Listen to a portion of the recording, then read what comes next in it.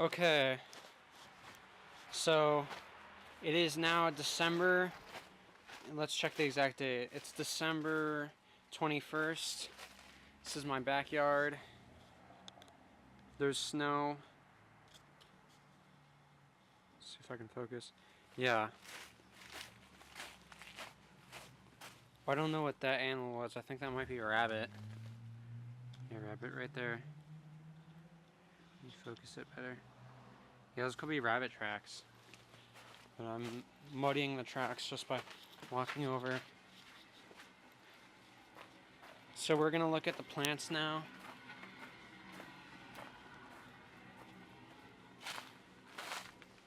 This is those are the rocks I crushed over the summer. These are the red dogwoods. Here, let's focus that. Yeah, these are the dogwoods. They're definitely a cultivar because I saw the receipt on one of them that was in somebody else's yard and it was a cultivar, so I know for a fact they're a cultivar. And then this is, if you remember, this is the Echinacea purpurea.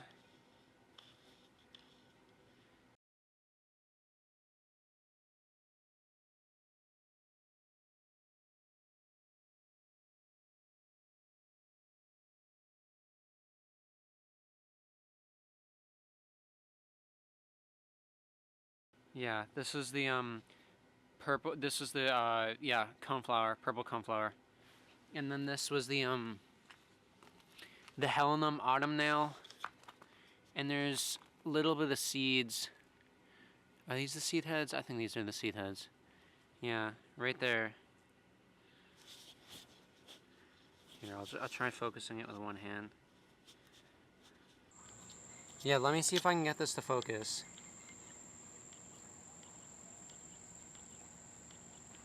Here.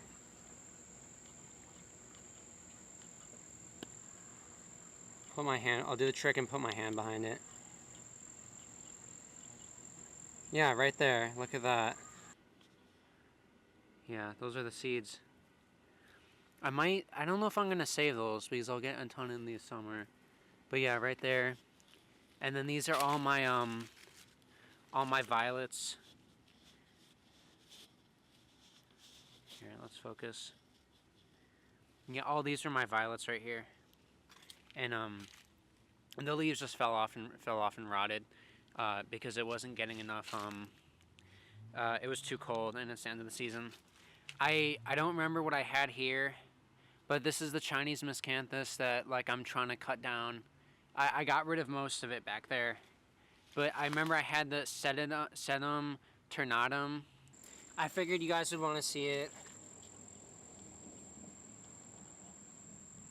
Here. Yeah, this is the sedum trentium. I don't know the scientific name. It's a wild stone crop, but it's barely grown at all. I don't think it's going to survive the winter, but that's okay. I have the wild geranium growing in its place, and then I have the Veronica spicata.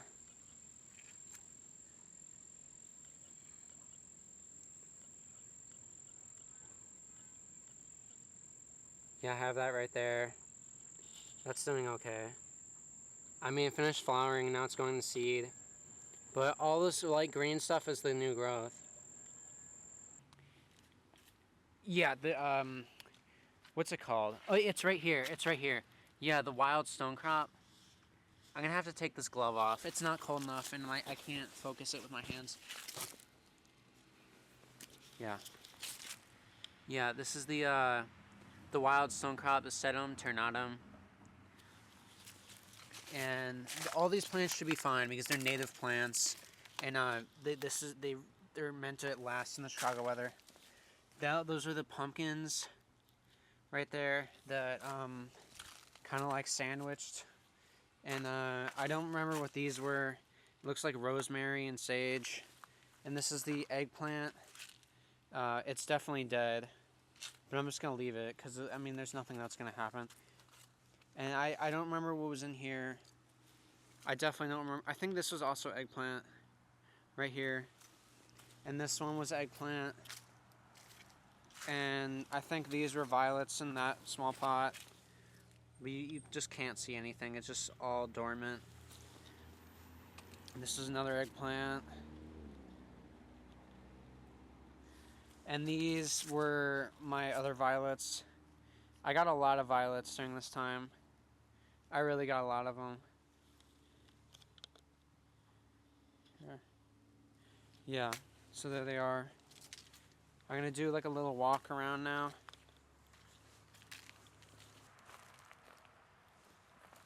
This is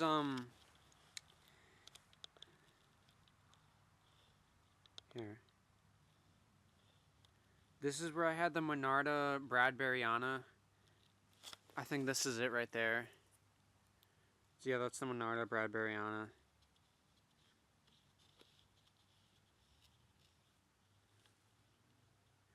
And it's just reduced to some twigs right now. And then I had the Tyrrellia cordifolia somewhere right here, but it's definitely gone. It was somewhere. No, oh yeah. And this is the Penstemon digitalis, the Husker Red. Here.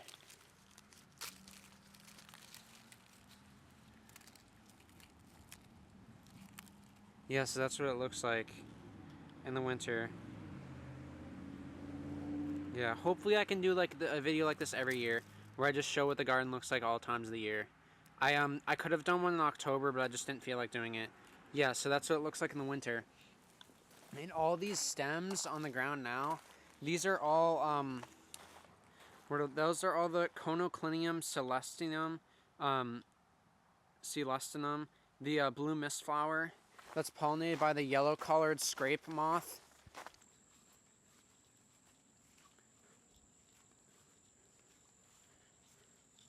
Yeah, there's the Heuchera richardsoni Husker Red variety of the foxglove beard tongue Husker Red. And this is the Monarda fistulosa. Maybe it's Bradburyana. And then this is also alum root, I think. Just looking at kind of like the leaves. But you can see it has pretty little flowers. I apologize for my tone of voice. I'm very tired. It's hot. Yeah, but you can see it right there. And this right here is the it's like the blue star. It's native to like southern from where I live, not necessarily Illinois, but it's like a species in the south. And then these this is the Bradford Calorie pear tree that I hate, but we can't cut it down because we're trying to sell the house in like 2 years, so it's good. It has to stay. Otherwise, I would totally cut it down. But this is the rose. I don't like roses. I don't like the cultivars. I like the whatever you call it, the native roses, but not the cultivars. Most of the roses you see in gardens are from like China and stuff like that. We have the swamp rose and the prairie rose in Illinois and other parts in the eastern United States, but that's really it. I have no clue what this plant is right there. I think I have photos of it from the summer. Maybe I do, maybe I don't. This is the Silphium laciniatum. It's sending roots down, and the leaves. Yeah, it's not really a big deal that these leaves got cut, because these leaves are gonna die anyway. So I'm not too mad about it. It's definitely a little annoying, but yeah, it's not gonna hurt the plant. Oh, look, this even just came right out. Would you look at that? Yeah. I was not expecting that. Wow, that really died. Okay, I'll leave it there. But these are the Silphium laciniatum, lactinatum, and I'll go around and I'll show you. But first, this is the eggplant I was growing. the Black Beauty variety. And so it's getting heavy enough that's weighing it down, but these aren't ready for harvest yet. And there's the other one right there. But yeah, this is definitely a success. I started pretty late in the season for eggplant, but it turned out really well. And then here's the Ozark Sundrops that I planted in here. It hasn't really grown very much, and I think it'll make it because it's a native plant, but it hasn't grown too much, and that's been a little disappointing. But yeah, on to more stuff. Okay, these are the labia. Yeah, these are the labia plants. You can see it has a inflorescence flower stalk that's going to take off anytime now. So there we go. And then, oh, there's the first flower, it's blooming. Yeah. Right there. And then here's the other one. These weren't there earlier, I planted them there recently. And these are the Silphium lactinatum that I planted, the compass plant. I put like a ring around this because I didn't want it to get damaged by the lawnmower anymore. And these, I checked, are a slow growing plant and they can live upwards of 100 years. So it's going to be a long time before I see these at their, like, their full glory.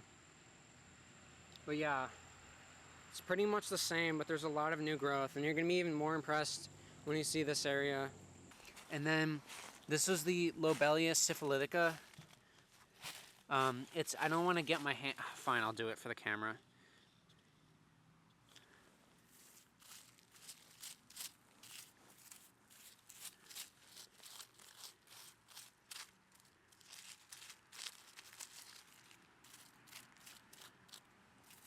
My hands are freezing now.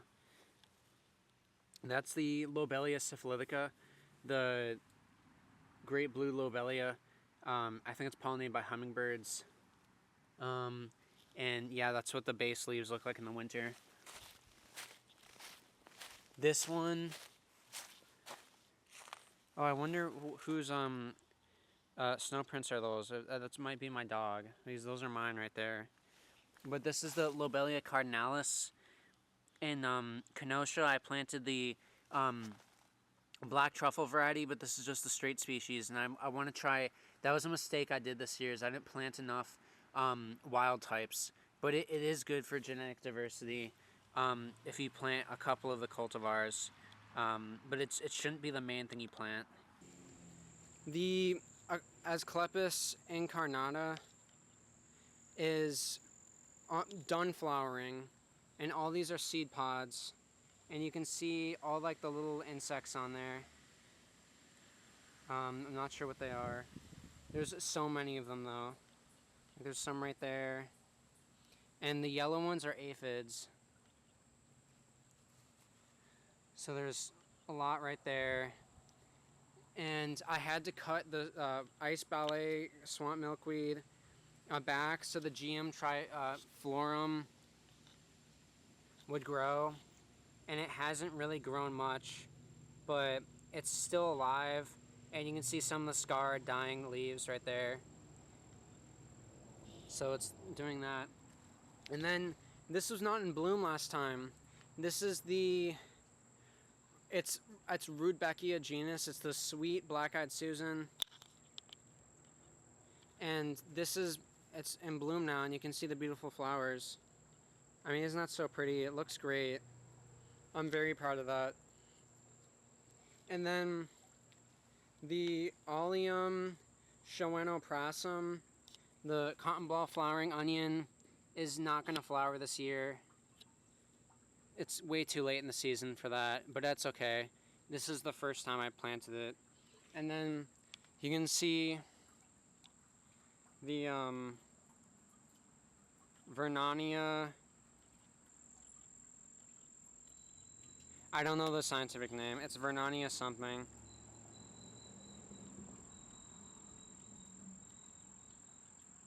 Looks like it's gonna flower. This is the swamp milkweed right there. The gardeners cut it back every year, so it was right there. And then there was right there, and then buried somewhere in there is the what is it? It's the Geum triflorum. And then let's see if my memory serves me right. This is I think this is the Rubus armeniacus, the Armenian blackberry, that I need to try and cut down sooner or later because it's my brother's, but it's an invasive. It's from Armenia, and so it's not very helpful to the ecosystem. Maybe I'll just cut it down or replace it with a different native blackberry bush sometime. But yeah, this is where everything used to be. Here, I'm gonna try and get it more focused. I'm not gonna go through everything right there, but actually I will. So I had the Liatris spicata, the Osmunda cinnamomea, the Dryopteris marginalis right there. I had the Spigelia marilandica, the Huchera richardsoni, Ratabeta pinnata, Penstemon digitalis, Vernania fasciculata, and I think that might be it. And it's grown a little bit. Maybe it's grown more than I'm giving it credit for.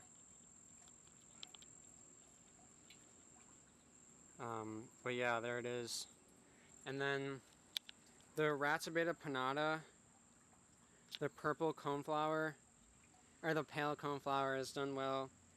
So there it is. And then I put that like post up for the, what was it? The Liatris spicata, the white one. And then you can see behind there, that has really taken off, and I'm worried it might be an invasive. It looks kind of like bindweed, but I'm not sure, so I don't want to cut it down yet. But like, look at all that growth. Like it's grown so much, it's really taken over. And then the cinnamon fern is right there. Here, let me try and get in there. I have to be careful and watch my step. Yeah, Osmunda cinnamomea. It's definitely grown more. I'll put some before and after footage, but it's doing fine. And then the Huchera richardsoni is doing fine. It hasn't grown very much too, but yeah, I have the soaker hose going. And this is the other fern I put in, the leatherwood. And then there's the wood sorrel pinkroot right there. The seed pot, that's where the fruits broke off. But here it is, right there.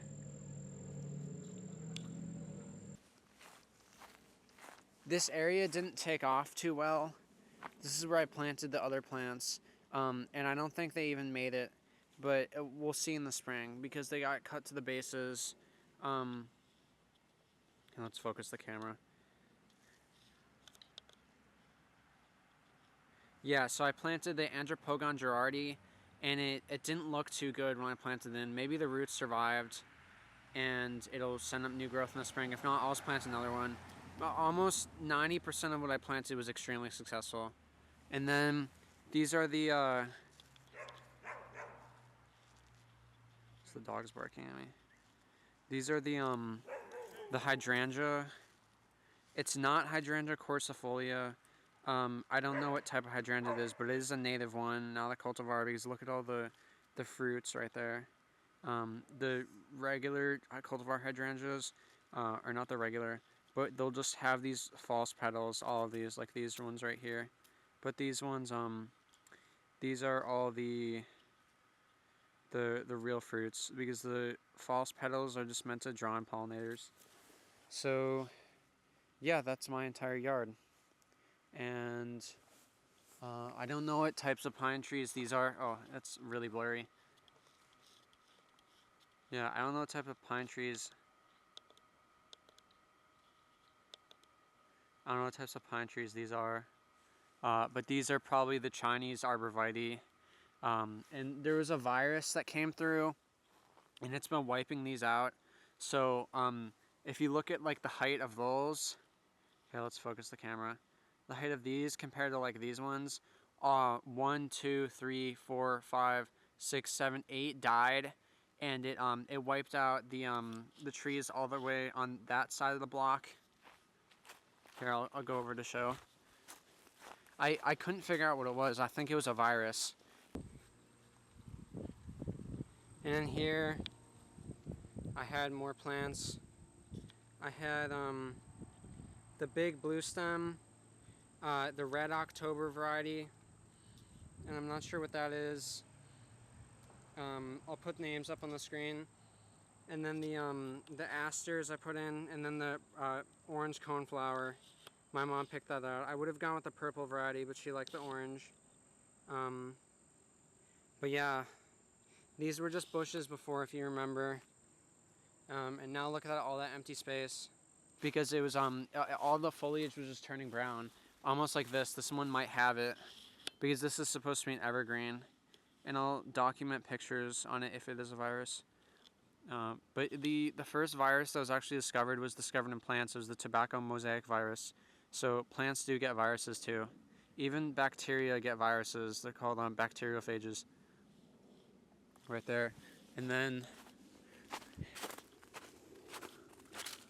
yeah, most of those trees over there are newly planted because the previous ones died.